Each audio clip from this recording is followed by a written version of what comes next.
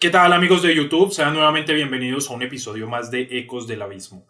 En esta oportunidad vengo estrenando una nueva sección en el canal en la que hablaré de autores que estén relacionados con el sendero siniestro, es decir, con el sendero de la mano izquierda, el sendero luciferino, draconiano, la goetia, la nigromancia, la brujería tradicional, etcétera, etcétera. Y es que me parece que es bastante importante, y de hecho es incluso interesante, conocer de cerca la vida de estos autores y estas personas. Pues más allá de ser representantes fuertes, o incluso académicos del sendero, de la magia negra y demás, creo que a través de sus biografías, sus experiencias, sus ideas, sus pensamientos y en general lo que tienen para decir, puede ser bastante enriquecedor para todas las personas que estamos interesados claramente en el sendero de la mano izquierda, en el sendero siniestro, porque son personas que ya han tenido toda cantidad de experiencias, de situaciones que ya han probado una cosa, han probado la otra, han estudiado esto, han estudiado aquello y poco a poco pues han llegado a sus propias definiciones, si lo queremos ver así, o más bien sus propias conjeturas y conclusiones e incluso a generar sus propios sistemas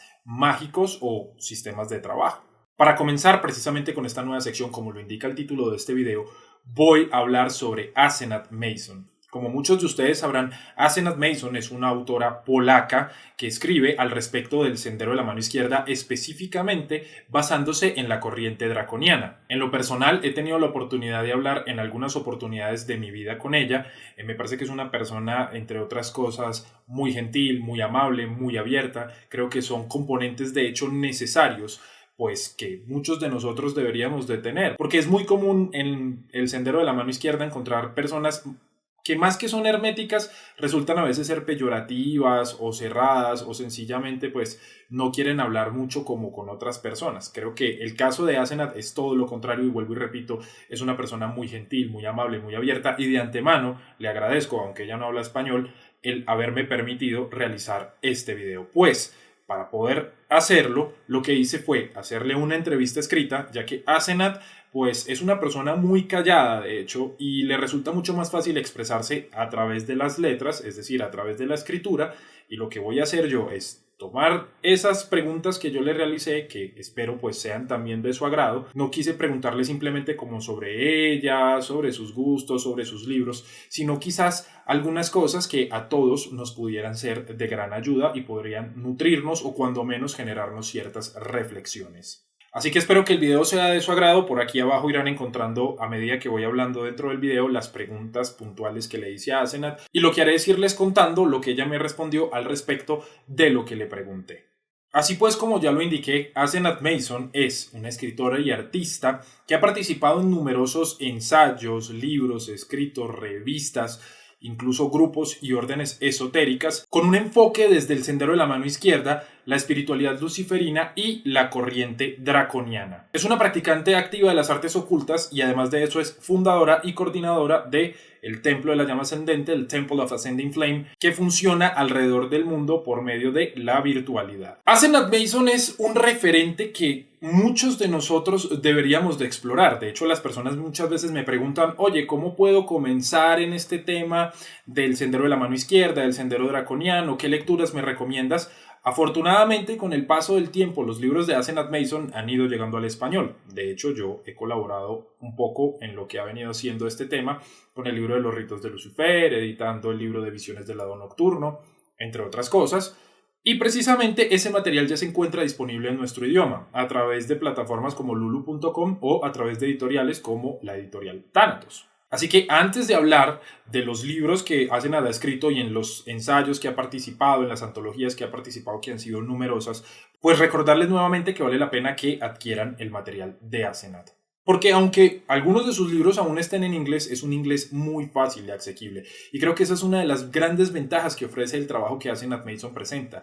Y es que no se va hacia el pensamiento abstracto, hacia las metáforas, que son muy comunes dentro de la magia, sino que es concreta, precisa, clara, es práctica, es decir, todos sus libros, ella nos invita a que lo que nos acaba de explicar teóricamente, vayamos desde la práctica a corroborarlo. Y creo que ese es un punto clave y esencial, porque pues por mucha teoría que se tenga, por mucho que se lea y demás, la magia como cualquier otra cosa en la vida, solamente puede comprobarse por medio del hacer y hacer. Y creo que en ese sentido los libros de Asenat son bastante contundentes.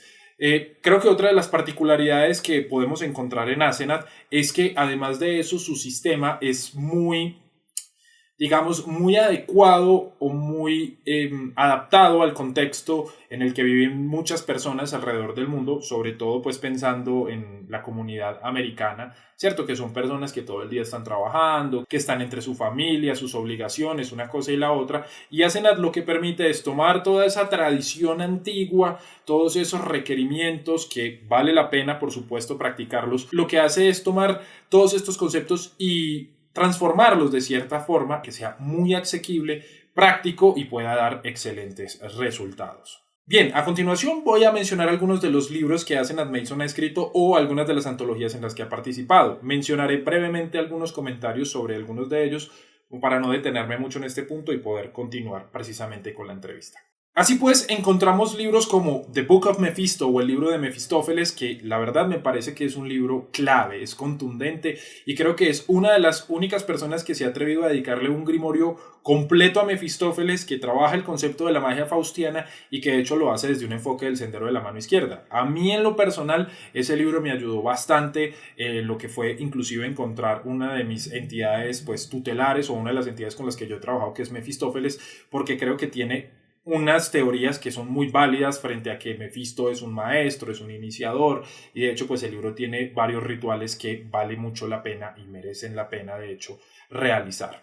Otros textos son el Sol Tenebrarum, el estudio oculto de la melancolía, el Grimorio de Tiamat, que de hecho Asenat Mason toma ese concepto del Enuma Elish, que como saben es una epopeya clásica babilónica, donde se habla de la lucha entre los dioses pues de la luz y de la oscuridad, donde uno de sus personajes principales es Tiamat.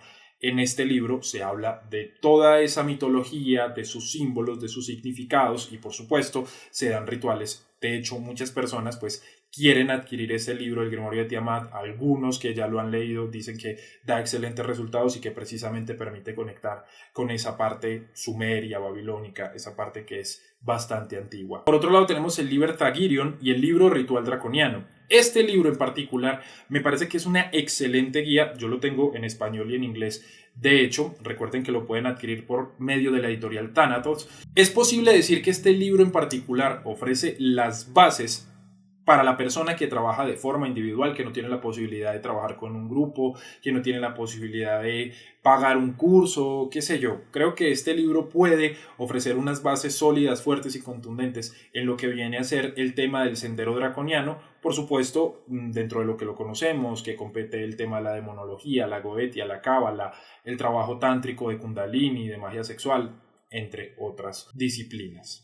Además, Asenat también ha escrito propiamente sobre el Qliphoth. De hecho, tiene un libro que se llama Meditaciones Qliphóticas o Qliphotic Meditations. Tiene el Tree of Qliphoth o el Árbol de los Qliphoth, que también pueden adquirir por editorial Thanatos, que no es propiamente de ella, es una antología donde ella recopila ensayos de ella y de otros magos que han trabajado con el tema del Qliphoth. Y digamos que ahí puede encontrarse una gran mezcla de maneras, tanto teóricas como prácticas, de abordar el tema del Árbol de la Muerte. Por otro lado encontramos otra antología que se llama Los Ritos de Lucifer, donde también participa ella junto con otros magos, y inclusive pueden ver un video aquí en el canal de reseña que yo hice sobre el libro, que de hecho lo traduje al español, donde básicamente lo que hace el texto es hablar de las diferentes máscaras o representaciones que tiene el adversario o la figura de Lucifer dentro de la historia, dentro de la magia, distintas tradiciones, religiones, mitologías. Y así Asenat no solamente ha escrito estos libros y ha participado en estas antologías y muchos otros más, sino que ha participado en revistas, en documentos para el Temple of Ascending Flame, en una cantidad de aportes literarios y académicos que para mí la hacen merecedora de un sitio especial en la modernidad frente a su papel dentro del sendero de la mano izquierda e inclusive como una difusora de la llama negra. Bien, ahora sí adentrándonos en el tema de las preguntas que le realicé a Asenat, quise comenzar con una que le hacen a uno personas que son practicantes y personas que no son practicantes, y es, ¿cuáles fueron las razones o los motivos por los cuales uno entró en este tema del ocultismo, de la magia, del sendero de la mano izquierda y demás, y desde qué edad comenzó a hacerlo?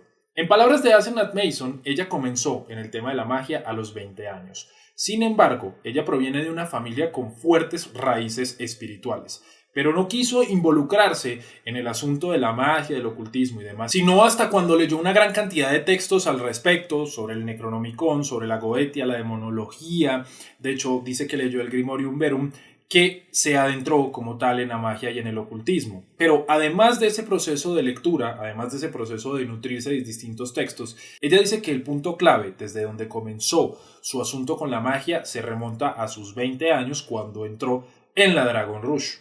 Sin embargo, después de este episodio, ella decide seguir su camino y se centró, como lo hace actualmente, en sus propias prácticas y en el trabajo con el Templo de la Llama Ascendente, que además de eso fundó para las personas interesadas en la corriente draconiana. Precisamente hablando del tema de la Dragon Rouge, y es que cualquier persona que haya leído sobre Asenath Mason a profundidad sabrá que ella perteneció precisamente a este grupo, concretamente a la Loge Magan, pues yo decidí preguntarle acerca de esto, qué me podía comentar sobre sus años allí, sobre su tiempo, sus experiencias y en general, pues lo que quisiera decirme al respecto. Pues ella reitera que efectivamente la Dragon Rouge fue el momento donde ella inició más fuertemente su camino dentro del ocultismo y pasó a administrar la Loge Magan, que era la orden oficial de la Dragon Rouge en Polonia en ese momento. A partir de ahí, ella trabajó durante muchos años extensamente en todo tipo de proyectos, libros, publicaciones y revistas sobre brujería, nigromancia, demonología, Goetia y Clifford, y de hecho,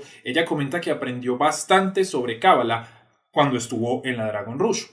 Dice que tuvo la oportunidad de conocer personas increíbles allí. Sin embargo, se presentaron algunas diferencias que fueron la razón por la cual ella decidió abandonar el grupo. Asenath no cuenta cuáles son esas diferencias y creo que tal vez nunca llegará a hacerlo, por lo menos no abiertamente, ya que una de las características que tiene esta mujer es que es bastante reservada y pues creo que eso es muy loable porque no es una persona que uno la vea, no sé, armando escándalos y alborotos, como es muy común quizás hoy en día a partir de las redes sociales, de la virtualidad y demás. No, es alguien muy centrado en su tema. Ella dice que tuvo ahí como sus diferencias, sus cosas que no le gustaron. De hecho, comenta que ella sintió que en alguna parte del camino de ella sentía que ya tenía que desarrollarse, tenía que crecer y expandirse. Y por esa razón, pues ella pensó que ese desarrollo, ese crecimiento no podía obtenerlo si seguía perteneciendo al grupo y la orden y sencillamente renunció, se fue, siguió su camino y años más tarde fundó el Templo de la Llama Ascendente. De hecho, el día de hoy ella dice que haberse alejado de la Dragon Rouge fue la decisión correcta. Por otro lado, quise preguntarle a Asenath cuáles eran sus influencias, los autores, sus referencias, porque pues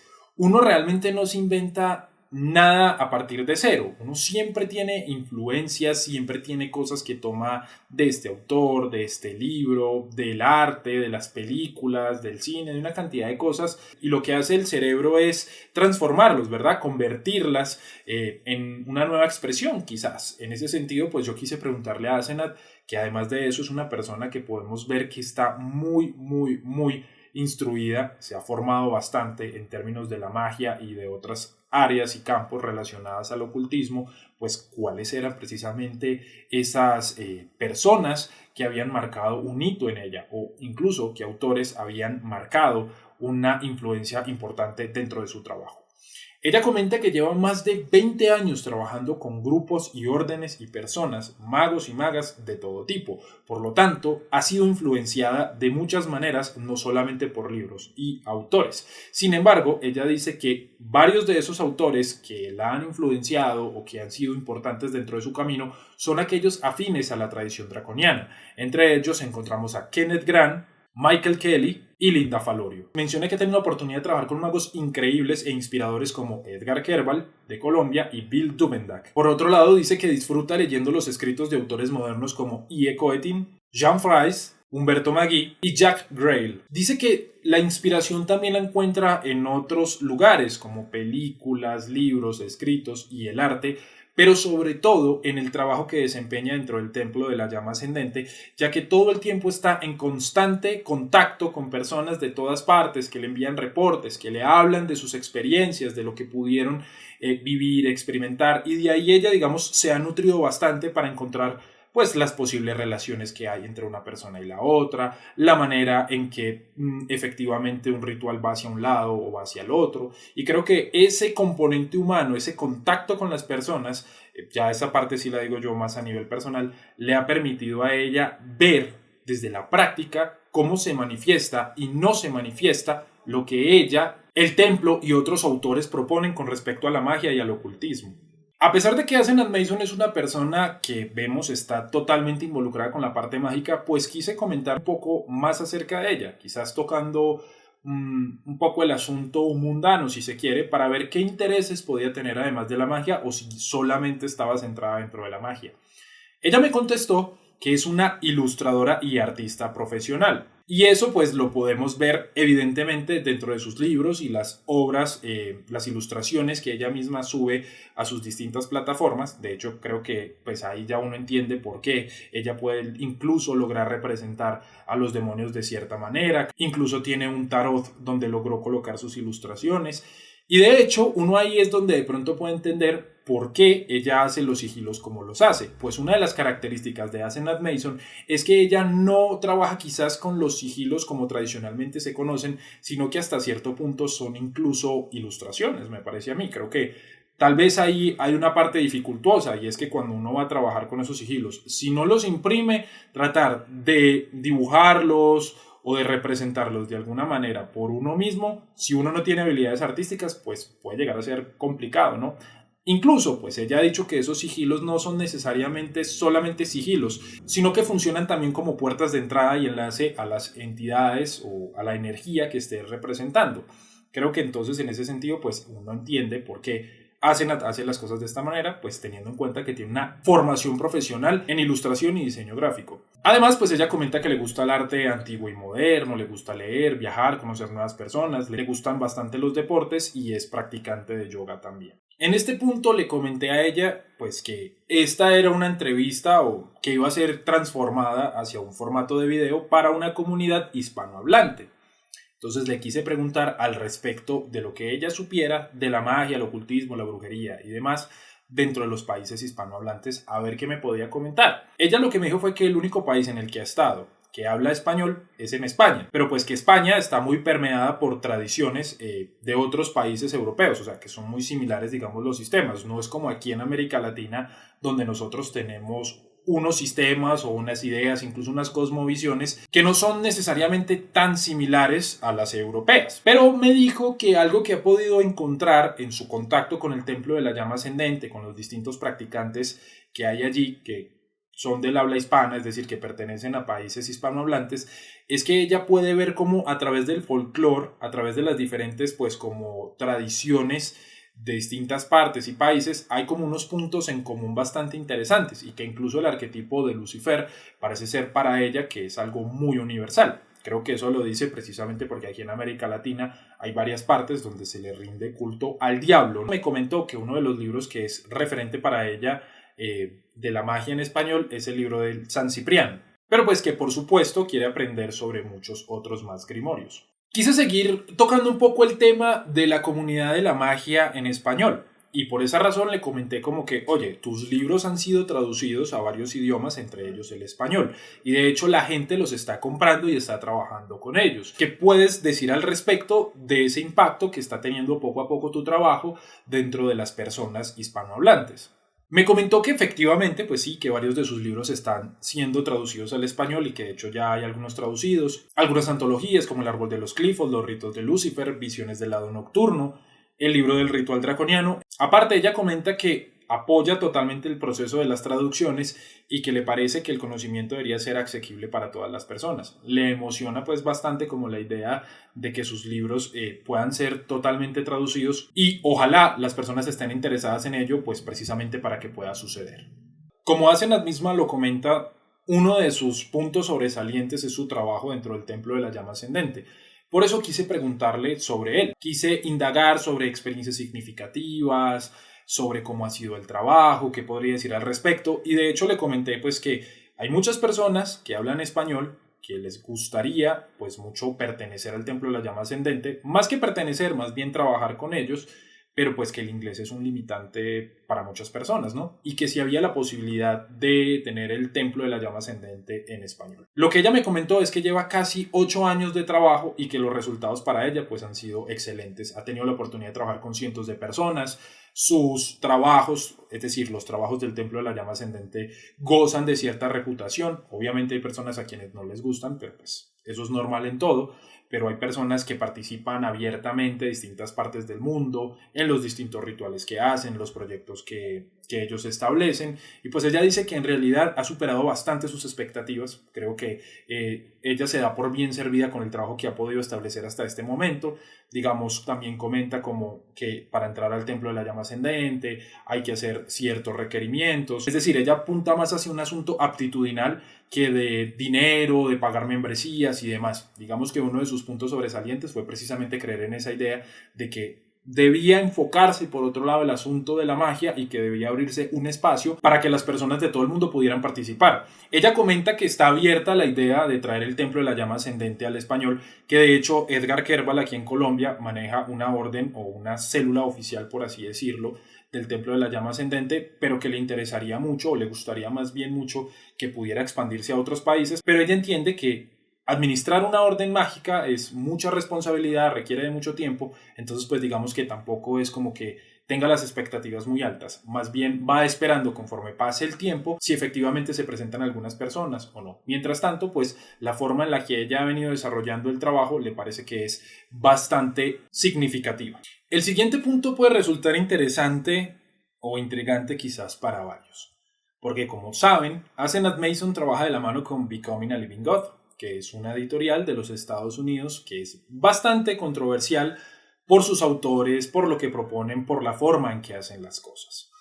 Yo le comenté a Asenath si quería hablar de esto y me dijo que sí, que no tenía ningún problema. Entonces le dije como, oye, tus libros, algunos de ellos han salido por Becoming a Living God. Has participado, de hecho, en Becoming a Living God y ella, de hecho, tiene creo que un portafolio de servicios y demás en la página oficial. Le dije, mira, es cierto que muchas personas tienen problemas con Becoming a Living God, no les gustan, no les parece, etcétera, etcétera. Es bastante controversial. Me gustaría saber qué podrías decir al respecto. Entonces, lo que Asenath Mason me dice es, llevo más de 20 años en esto y Becoming a Living God me parece que es una de las editoriales más serias y profesionales. Ella dice que no le gustaría poner una por encima de la otra porque también ha tenido la oportunidad de trabajar con editoriales bastante buenas, pero que al mismo tiempo ha tenido la oportunidad de trabajar con editoriales bastante deshonestas y que en ese sentido pues ella saca la cara por Becoming a Living God. Ella dice que seguramente a la gente le molesta cómo manejan las cosas en Becoming a Living God porque muchas personas siguen estando aferradas a esa idea de lo tradicional, de que la magia debe ser un asunto secreto, de que no debe estar en disposición de todas las personas, de que de hecho las personas todas en total no deberían de tener acceso a la misma. Pero ella dice, estamos en el siglo XXI, eso ya no puede seguir siendo de esa manera y creo que lo que molesta es que los autores de Becoming a Living God, así lo dice ella, pues presentan las formas de trabajar la magia de una manera u de otra y sobre todo demuestran cómo se debe hacer y cómo no se debe hacer. Asenath hace algo que para mí es loable y aplaudible y es que ella dice, esto es un negocio y los autores ponemos mucho empeño en nuestros libros, en nuestras prácticas, en nuestros sistemas y no está nada mal que vivamos de ello y que se nos pague por lo mismo. A la gente le molesta que estos servicios se ofrezcan, pero ella dice que no le ve ninguna razón por la que ella y los autores de Becoming a Living God no puedan vivir precisamente de ese negocio. ¿Por qué digo que es loable? Porque eso es ser honesto. Es decir, sí, yo sé que esto es un negocio y sé que a mucha gente le parece que es vulgarizar la magia, es volverla dinero, es llevar las cosas quizás al estilo americano y demás. Y estemos o no estemos de acuerdo, al menos hay que aplaudirle el hecho de que es frentera y dice, hombre, esto es un negocio, yo vivo de esto, al que le guste está bien y al que no le guste también. De hecho, ella remata el tema con una frase de Aleister Crowley que dice, el éxito es tu prueba. ¿La prueba de qué? Pues de que efectivamente uno está haciendo las cosas como se supone que se deben de hacer.